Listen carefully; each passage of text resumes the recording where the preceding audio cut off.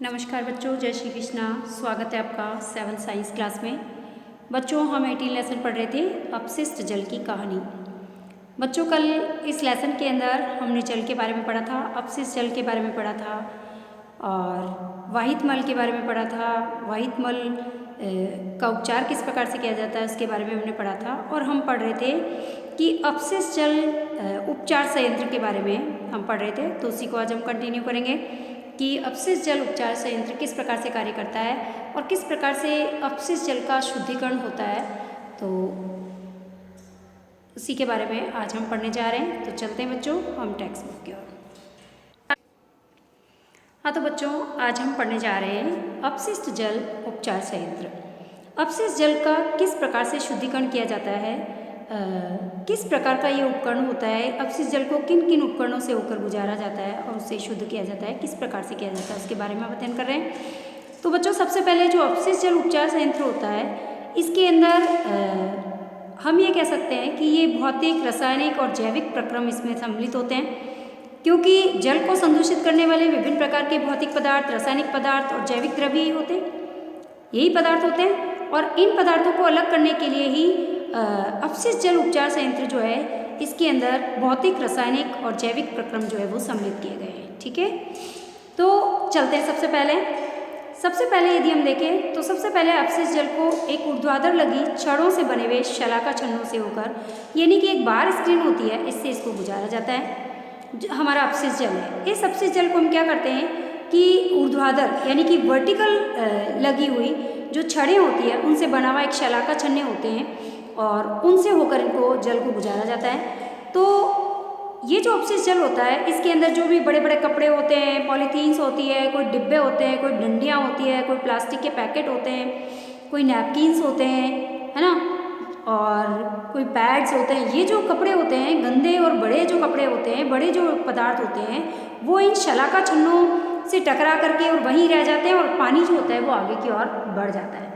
तो इस प्रकार से हम शलाका छन्नों के द्वारा या फिर बार स्क्रीन से जब अपशिष्ट जल को गुजारते हैं, तो इसमें से मोटे मोटे जो अशुद्ध पदार्थ होते हैं, है ना, मोटे मोटे अपशिष्ट पदार्थ जो होते हैं वो इस प्रोसेस के द्वारा जो है वो अलग किए जाते हैं। समझ में आया?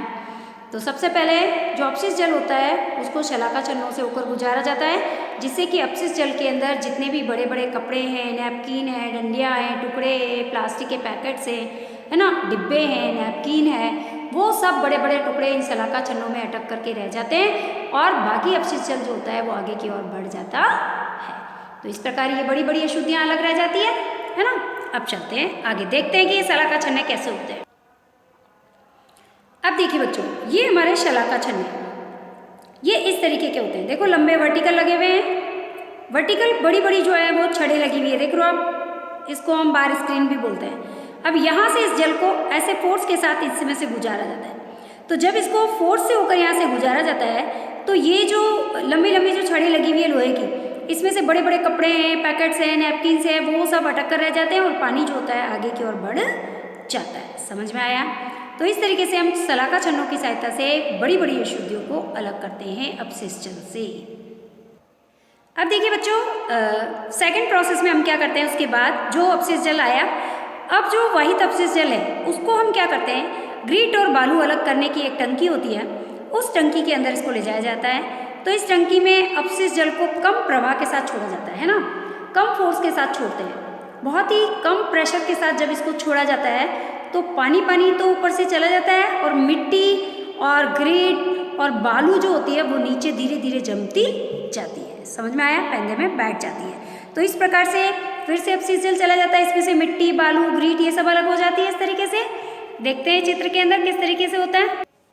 ये देखिए, जो शलाका छन्नों से अपशिष्ट जल आया उसको फिर ग्रीट और बालू अलग करने की इस टंकी के अंदर भेजा जाता है। एक बहुत बड़ी टंकी है। इस टंकी के अंदर जो भेजते हैं, यहाँ पर इसको बहुत ही कम प्रेशर से जो है वो निकाला जाता है। तो जब ये कम प्रेशर से धीमे धीमे निकलता है तो इसमें जो भी बालू होती है, मिट्टी होती है, ग्रीड होती है ना, वो सब नीचे की ओर पैंदे में बैठ जाती है और अपशिष्ट जल जो होता है ऊपर से धीरे धीरे आगे की ओर निकल जाता है।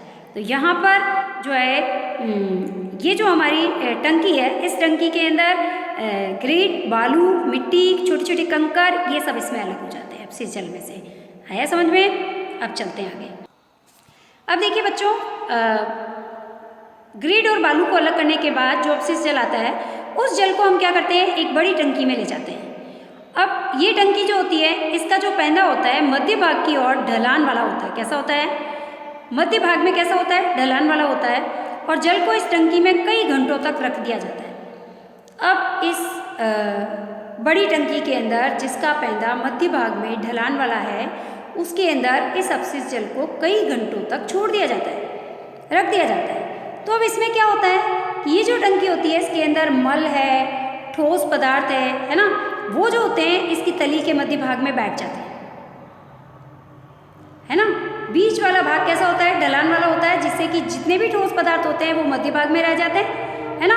और इन अशुद्धियों को फिर बाद में, जल तो ऊपर से हटा लेते हैं हम, अशुद्ध जल को तो जो जल है ऊपर जो तैर रहा है उस जल को हटा लेते हैं, और ये अशुद्धियाँ मध्य भाग में जो चिपक गई है, इन अशुद्धियों को हम खुरच कर बाहर निकाल लेते हैं। और ये ठोस अशुद्धियाँ जो मध्य भाग में जम गई थी, मध्य पैंदे में जम गई थी, इसको हम क्या कहते हैं? आपंग या फिर स्लस कहते हैं। समझ में आया? तो बच्चों आपके प्रश्न आता है कि आपंग या स्लस किसे कहते हैं?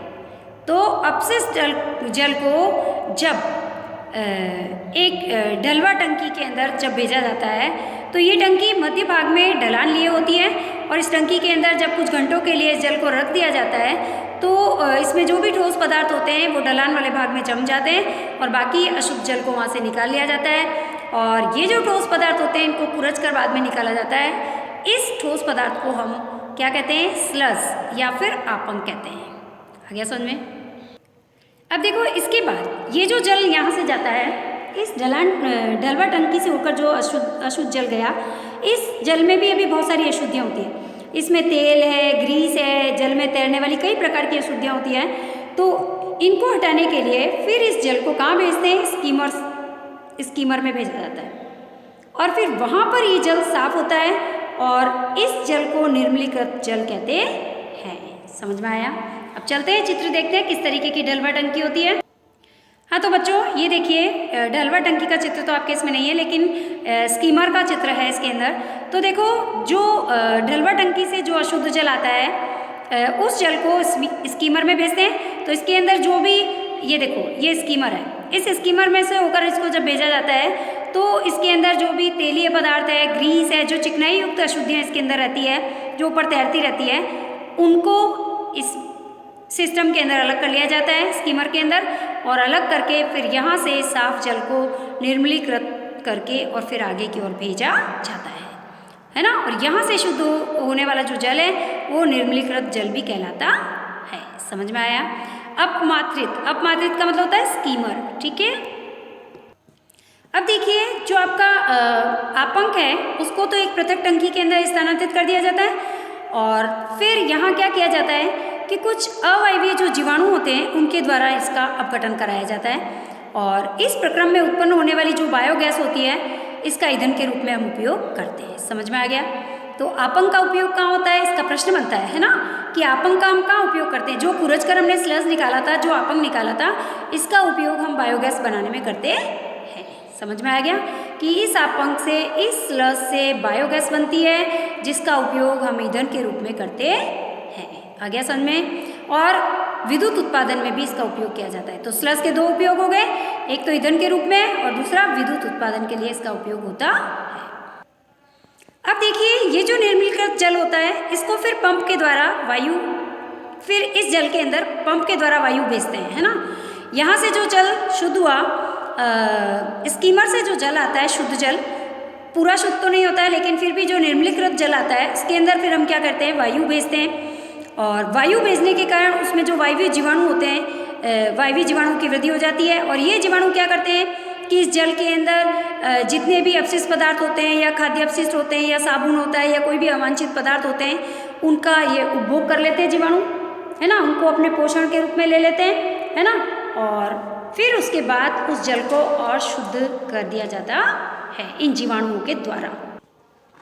अब देखिए, कई घंटों के बाद जल में निलंबित सूक्ष्म जीव जो होते हैं वो टंकी की पैंदी में सक्रिय आपंक के रूप में बैठ जाते हैं, और अब शीर्ष भाग से जल को निकाल लिया जाता है, और ये सक्रिय सक्रिय आपंग लगभग 97% इसमें जल होता है और जल को जो है बालू बिछाकर बनाए शुष्कन तलों तथा मशीनों के द्वारा फिर हटा दिया जाता है। इस जल के अंदर यदि कोई अशुद्धियाँ होती है तो फिर उसको जो है बालू बिछाई जाती है और बालू बिछा करके फिर उसको मशीनों के द्वारा और शुद्ध किया जाता है। और शुष्क आपंग का उपयोग जो है खाद के रूप में भी करते हैं हम, समझ में आया?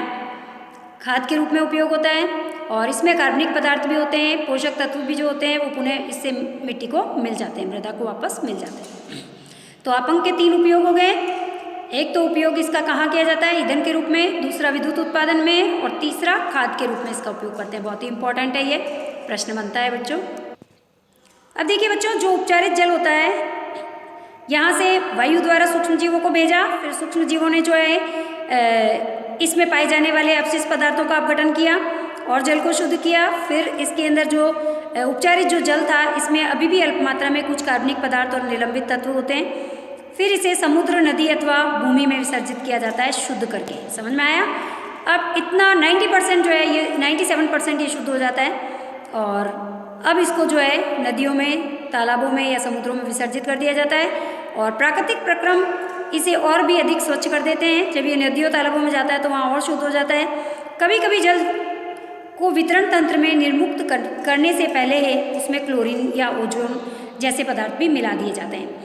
अब कभी कभी हम ऐसे भी कर देते हैं कि ये जो उपचारित जल होता है, इस उपचारित जल के अंदर ओजोन के द्वारा और इसका शुद्धिकरण कर सकते हैं या फिर क्लोरीन मिलाकर भी इसका और शुद्धिकरण कर दिया जाता है। तो बच्चों, इस प्रकार हमने देखा कि अपशिष्ट जल उपचार संयंत्र जो है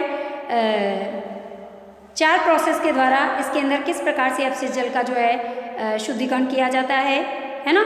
तो बहुत ही इम्पोर्टेंट प्रश्न है। इसके अंदर और भी छोटे छोटे प्रश्न भी बन रहे हैं, तो आप ध्यान दें, है ना, कि आपंग क्या है, स्लज क्या है, इसका उपयोग कहाँ किया जाता है ना, और कौन कौन से 4 प्रोसेस हैं जिनकी सहायता से अपशिष्ट जल उपचार का उपचार किया जाता है। तो हम इसको अब कर सकते हैं, चलते आगे, है ना। देखिए बच्चों, जागरूक नागरिक बने। अपशिष्ट पदार्थों की उत्पत्ति मानव के प्राकृतिक और सामाजिक क्रियाकलापों के कारण ही हो रही है। भाई, अपशिष्ट पदार्थ क्यों बन रहे हैं? अपशिष्ट पदार्थ कहाँ से बन रहे हैं? मानवीय क्रियाकलापों के द्वारा, है ना, और सामाजिक क्रियाकलापों के द्वारा बन रहे हैं। मानव के प्राकृतिक और सामाजिक क्रियाकलापों के द्वारा ही जो है अपशिष्ट पदार्थ बन रहे हैं। हम ही तो पानी को गंदा कर रहे हैं, है ना, हम ही तो अशुद्धियाँ फैला रहे हैं उसमें। परंतु हम अपशिष्ट पदार्थों की मात्रा और उनकी विविधता को सीमित अवश्य कर सकते हैं। देखो, हम क्या कर सकते हैं, हमारी क्या ड्यूटी है? हमको एक जागरूक नागरिक बनना चाहिए और हमको अपशिष्ट पदार्थों की मात्रा को कम करने का प्रयास करना चाहिए, है ना। तो हम प्राय कूड़े कचरे से उठने वाली दुर्गंध से परेशानी का अनुभव करते हैं। जब हमारे आसपास गंदगी रहती है, कूड़ा कचरा पड़ा रहता है, तो उससे बदबू आती रहती है, बैक्टीरिया फैलते रहते हैं, फिर जो है मच्छर होते रहते हैं। तो हमें मालूम ही है कि ये किस तरीके से हमारे सामने परेशानी उत्पन्न कर रहे हैं। तो हमें अपने आसपास साफ सफाई का ध्यान रखना चाहिए, है ना। जल को अपशिष्ट होने से बचाना चाहिए, है ना। अब देखिए, जो खुली नालियाँ होती है, इनका दृश्य हमको बड़ा ही घृणित लगता है और वर्षा काल में स्थिति और भी ज़्यादा भयावह रहती है। वर्षा काल में नालियों में से जो गंदा पानी निकलता है उससे बदबू आती रहती है, कीचड़ फैलता रहता है, गंदगी होती रहती है ना। तो जब नालियाँ उमड़ने लगती है वर्षा के मौसम में, तो उनका कचरा सड़कों पर फैल जाता है और हमें कीचड़ से भरी सड़कों पर अपना मार्ग ढूंढना पड़ता है। वहाँ पर भी हम ढूंढ ढूंढ के चलते हैं। तो ये परिस्थितियाँ उत्पन्न कौन कर रहा है? हम ही तो कर रहे हैं। नालियों में कचरा हम ही तो डालते हैं, है ना। तो ये परिस्थितियाँ अत्यंत ही अस्वास्थ्यकर होती है, रोगकारक होती है, इनसे कई प्रकार के रोग फैलते हैं। तो इसीलिए सड़कों पर हमें कचरा नहीं बिखेरना चाहिए, कचरे को हमें डस्टबिन में डालना चाहिए, है ना। और सड़कों पर बिखरे कचरे या अपशिष्ट पदार्थों को रोगवाहक मच्छर और मक्खियाँ तथा अन्य कीट भी पनपने लगते हैं इससे। तो हमें ध्यान रखना है कि कचरे को कहाँ डालना है? डस्टबिन में डालना है। और इसके साथ ही एक जागरूक नागरिक होने के नाते हमारा ये भी कर्तव्य है कि हम नगर पालिका या ग्राम पंचायत को इस विषम परिस्थितियों के बारे में आगाह करें और उनसे यथोचित कदम उठाने के लिए आग्रह भी करें कि हमारे आसपास गंदगी है तो समय पर वहाँ पर सफाई कराई जाए, है, या डीडीटी का छिड़काव किया जाए, पानी इकट्ठा ना होने दिया जाए, है ना। इसकी शिकायत हम कर सकते हैं। हमें एक जागरूक नागरिक बनना है और अपने आसपास जो है साफ सफाई का ध्यान रखना है। यदि किसी भी घर से निकलने वाले वाहित मल जो है जल पास पड़ोस में गंदगी फैला रहा है, तो आप उनसे अन्य नागरिकों के स्वास्थ्य के प्रति संवेदनशील होने का निवेदन करिए। बिल्कुल सही है। यदि किसी आपके आस पड़ोस में कहीं भी गंदगी फैल रही है या जल पानी भरा हुआ है तो आप एक जागरूक नागरिक बने और लोगों को समझाएं कि वो गंदगी ना फैलाएं, है ना, जल को जो है वो अपशिष्ट ना करें, है ना, ताकि हम स्वस्थ रह पाएंगे। नहीं तो विभिन्न प्रकार के रोगों से हम ग्रसित हो जाएंगे यदि मच्छर वगैरह फैलेंगे तो हमें अपने आसपास साफ सफाई का विशेष रूप से ध्यान रखना चाहिए। देखो बच्चों, वाहित मल जो संयंत्र होते हैं उनके चारों ओर यदि हम यूकेलिप्टस के पेड़ लगा दें तो ये क्या करते हैं, यूकेलिप्टस के पेड़ जो होते हैं ये क्या करते हैं कि अपशिष्ट जल को अवशोषित कर लेते हैं। ये अपशिष्ट जल को अवशोषित करते हैं और वायुमंडल में शुद्ध जल वाष्प को निर्मुक्त करते हैं। तो इसीलिए जहाँ भी वाहित मल संयंत्र है उनके आसपास हम चारों तरफ यूकेलिप्टस के पेड़ लगा सकते हैं, है ना। तो बच्चों प्रश्न बनता है इसके ऊपर बहुत ही अच्छा कि वाहित मल संयंत्रों के चारों ओर यूकेलिप्टस के वृक्ष क्यों लगाए जाते हैं। तो इसीलिए लगाए जाते हैं कि यूकेलिप्टस जो होता है ये क्या करता है कि अपशिष्ट जल के अंदर जितनी भी अशुद्धियाँ होती है, अपशिष्ट जल जो होता है उसको ये अवशोषित कर लेता है और वायुमंडल के अंदर शुद्ध जो है वो जल वाष्प को निर्मुक्त करता है। ये जल का शुद्धिकरण करने का कार्य करता है। आया समझ में? तो ये वाटर प्यूरिफायर प्लांट है ना। कौन सा प्लांट? यूकेलिप्टस, है ना। इसीलिए हम इसका उपयोग करते हैं, ठीक है। ज़्यादा से ज़्यादा यूकेलिप्टस के पेड़ लगाते हैं जहाँ पर भी वाहित मल संयंत्र लगे हुए हैं, है ना। अब देखिए बच्चों, अच्छी गृह की ये कहना चाहता है कि हमको घर की व्यवस्था यदि हम ठीक ढंग से बनाए रखेंगे और घर से ही गंदगी बाहर जाती है ना, घर से ही जल अपशिष्ट जल बाहर जा रहा है तो हमें नालियों में जब हम पानी डाल रहे हैं, सिंक में जब हम पानी डाल रहे हैं तो उसके अंदर हमको चिकनाई युक्त पदार्थ है, घी है, तेल है, वसा है, ये हमें जो है नालियों में नहीं बहानी चाहिए, है ना। तो नालियों में किस प्रकार के पदार्थ हम बहा रहे हैं उससे भी जो है हमारे प्रदूषण ज़्यादा फैल रहा है, अपशिष्ट जल फैल रहा है, अपशिष्ट जल की मात्रा बढ़ रही है। सबसे पहले देखो, खाना पकाने और तेल तथा वसाओं को नाली में नहीं बहाना चाहिए। ये पाइपों में कठोर पदार्थों की परत जमा देते हैं और उनको अवरुद्ध कर देते हैं, पाइप को बंद कर देते हैं, है ना। और खुली नाली में वसा और मृदा के रंध्रों को बंद कर देते हैं। आया समझ में? ये मिट्टी के रंध्रों को भी बंद कर देते हैं। यदि हम खुली नालियों के अंदर जो है तेल और वसा को बहा रहे हैं तो उससे क्या होगा, खुली नालियों में जो मिट्टी होगी उसको भी ये बंद कर देंगे, उसके रंध्रों को बंद कर देंगे और जिससे उसके जल को फिल्टर करने की प्रभाविता कम हो जाएगी। और तेल और वसाओं को हमेशा हमको कूड़ेदान में ही फेंकना चाहिए, नालियों में नहीं बहाना चाहिए, ठीक है। तो इस तरीके से हम घर की अच्छी व्यवस्था बना करके और जल के शुद्धिकरण में मदद कर सकते हैं। जैसे पेंट है, विलायक है, कीटनाशक है, मोटर तेल है, औषधियाँ हैं आदि रसायन जो होते हैं उन सूक्ष्म जीवों को मार सकते हैं जो कि जल के शुद्धिकरण में सहायक होते हैं। समझ में आया? तो इसीलिए हमको इन पदार्थों को भी जल में नहीं बहाना चाहिए। पेंट है, कोई विलायक है, कोई कीटनाशक है ना, या कोई मोटर का तेल है या औषधियाँ हैं विभिन्न प्रकार की, इनको हमें नालियों में नहीं बहाना चाहिए क्योंकि नालियों में जब इनको बहाया जाता है तो ये भी जो है जल का शुद्धिकरण करने वाले जो सूक्ष्म जीव होते हैं उनको ये नष्ट कर देते हैं। तो इससे जल का शुद्धिकरण जो है वो रुक जाता है। चाय की पत्ती और बचे हुए ठोस खाद्य पदार्थ जो होते हैं, मृदु खिलौने तथा रुई है, सैनिटरी टॉवल है आदि को भी हमें कूड़ेदान में ही फेंकना चाहिए। ये नालियों को अवरुद्ध कर देते हैं। चाय की पत्ती को चाय बनाने के बाद नाली में नहीं बहाना चाहिए। ठोस पदार्थ है, कोई खिलौने हैं छोटे मोटे टूटे हुए, रुई है, कोई सैनिटरी टॉवल है, कपड़े हैं, इनको हमें जो है वो नालियों में नहीं फेंकना चाहिए, इनको हमें डस्टबिन में ही डालना चाहिए। और ये नालियों को अवरुद्ध करते हैं और ऐसे अपशिष्ट जो है ऑक्सीजन का मुक्त प्रवाह नहीं होने देते हैं। इसीलिए इन अपशिष्ट पदार्थों को हमें नालियों में नहीं बहाना चाहिए, है ना।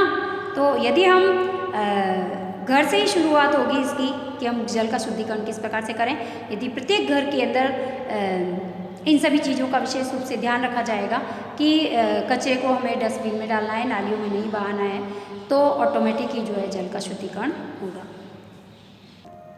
अब देखिए बच्चों, स्वच्छता और रोग। देखो, स्वच्छता की कमी और संदूषित पेयजल जो होते हैं वो अनेक प्रकार के रोगों के कारण बनते हैं। बिल्कुल सही है। यदि हम स्वच्छता नहीं रखेंगे और संदूषित पेयजल यूज़ करेंगे, यानी कि गंदे जल को, अपशिष्ट जल को यदि हम यूज़ करेंगे पीने में, तो इससे हमें कई प्रकार के रोग हो सकते हैं, है ना।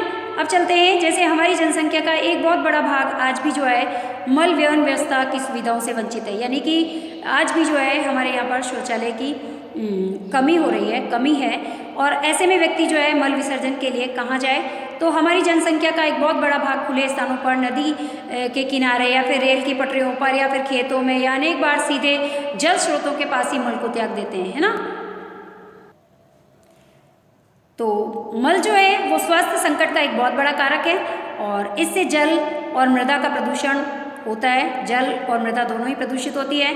तो सतह पर उपलब्ध जल और भूमजल दोनों ही मानव मल से प्रदूषित हो जाते हैं। तो भूमजल जो है, भूमजल कुओं, ट्यूबवेलों और झरनों और अनेक नदियों के लिए एक जल का प्रमुख स्रोत है। हम कह सकते हैं कि भूमजल से ही कुओं को, नलकूपों को, ट्यूबवेल को पानी मिलता है, झरनों को पानी मिलता है ना। और नदियों के लिए भी ये एक प्रकार का भूमजल ही जो है सबसे बड़ा जल का स्रोत है। तो हमें भूमजल को सुरक्षित रखना है और यदि हम जल को दूषित करेंगे तो ये जल रिसित कर भूमि में जाएगा और भूमजल को भी दूषित करता है ना। ये देखिए बच्चों, हमें जो है चाय की पत्ती को नाली में नहीं बहाना चाहिए। देखो, है ना, हमें ध्यान रखना चाहिए कि हम सिंक के अंदर चाय की पत्ती को ना डालें, इससे हमारी नालियाँ अवरुद्ध हो जाएगी और अपशिष्ट जल की मात्रा बढ़ेगी। अब देखिए यहाँ पर हमें चाय की पत्ती को, देखो ये महिला चाय की पत्ती को डस्टबिन में डाल रही है, वेरी गुड। हमें चाय की पत्ती को या ठोस जो भी अपशिष्ट पदार्थ है उनको हमेशा डस्टबिन में डालना चाहिए। और तरल भी, यदि वसा है, तेल है, तो इनको भी, इन अपशिष्ट पदार्थों को भी हमको जो है नालियों में नहीं बहाना चाहिए। ठीक है।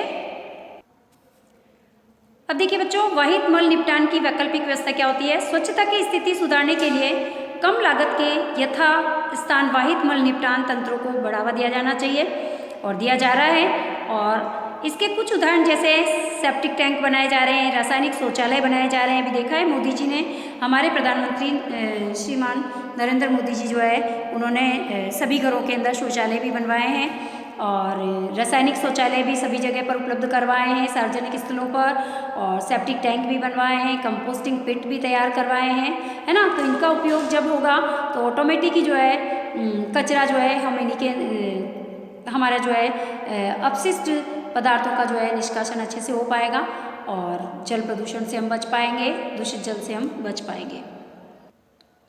थोड़ी सी ऐसे कर, देखिए बच्चों, वाहित मल निपटान की वैकल्पिक व्यवस्था यानी कि स्वच्छता की स्थिति को सुधारने के लिए हम कम लागत के यथास्थान वाहित मल निपटान तंत्रों को बढ़ावा दे रहे हैं। और इसके लिए हमारे प्रधानमंत्री जी श्रीमान नरेंद्र मोदी जी ने जगह जगह पर सेप्टिक टैंक है, रासायनिक शौचालय है ना, सार्वजनिक शौचालय है, घर घर के अंदर शौचालयों की व्यवस्था करवाई है, कंपोस्टिंग पिट्स भी जो है वो तैयार करवाए हैं।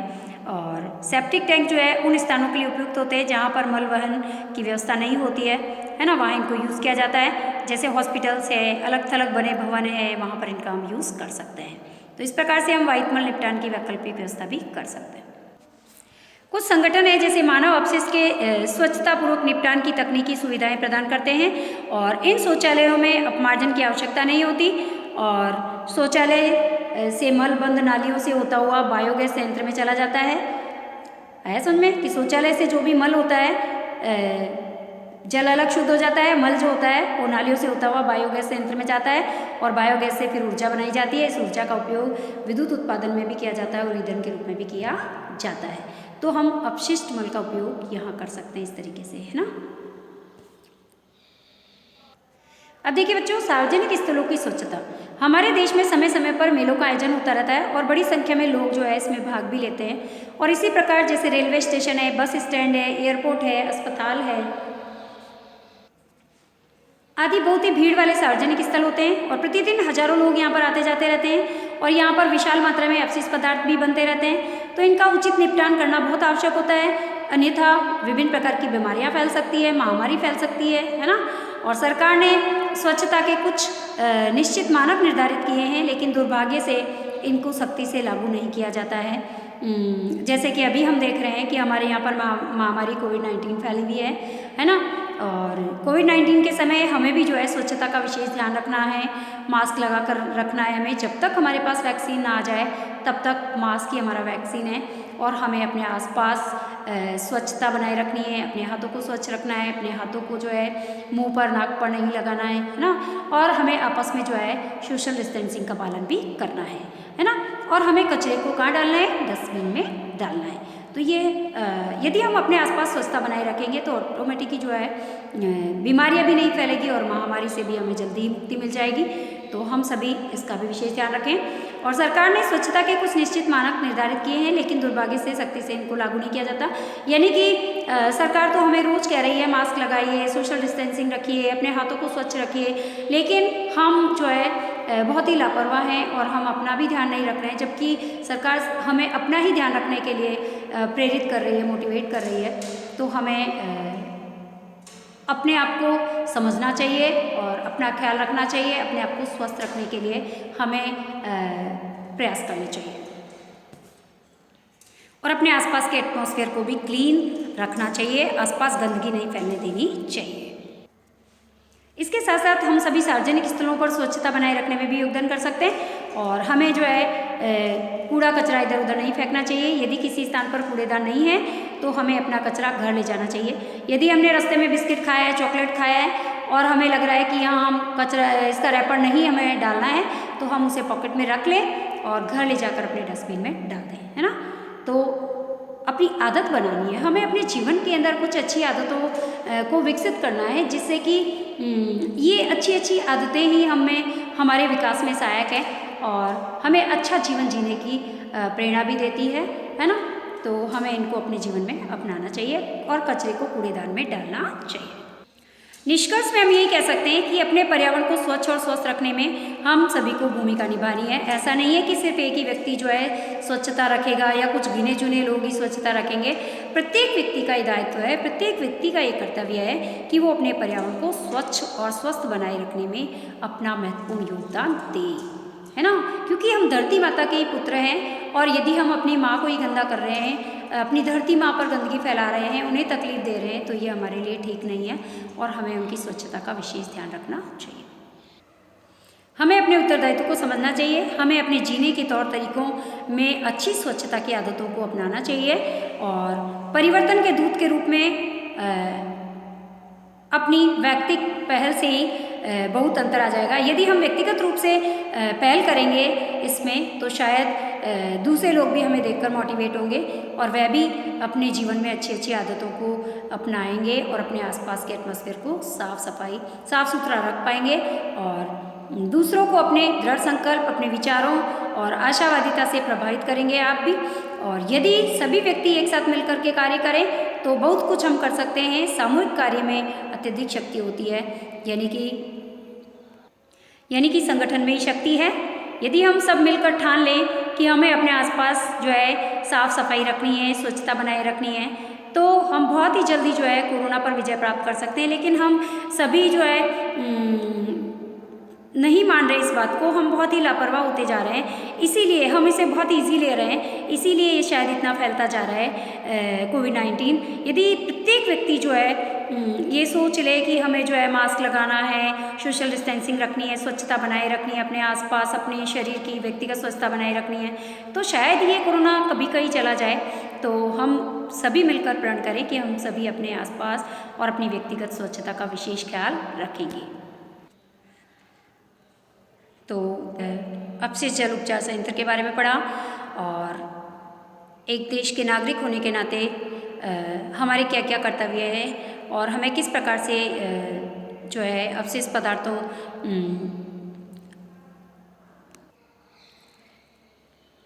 तो धन्यवाद बच्चों, आज हमारी क्लास यही कंप्लीट हो रही है और ये लेसन हमारा यही कंप्लीट हो रहा है, एक कोर्स हमारा यही कंप्लीट हो रहा है और कल मैं आपको इसके नोट्स भेजूँगी।